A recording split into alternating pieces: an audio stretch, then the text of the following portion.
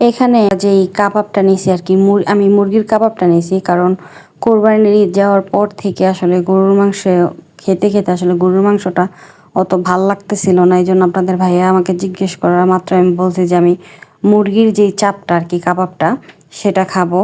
তারপরে সে আসলে মুরগির কাবাবটাই আমার জন্য অর্ডার করে। এই কাবাবের দোকানটা হচ্ছে ঢাকা মেডিকেলের গেটের সাথেই।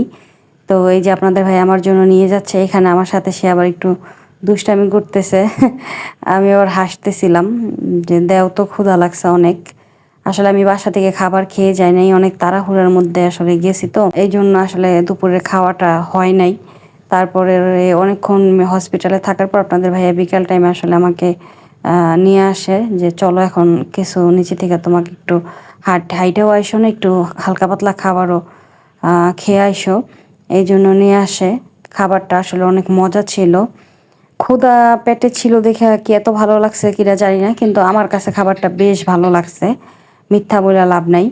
আর আমি যেই খাবার ভালো সেটা ভালোই বলি, আর যেটা খারাপ সেটা হোক সেটা ভিডিওর জন্যই না কেন, আমি ভাই ভালো বলতে পারবো না, এটা আমার নীতি না।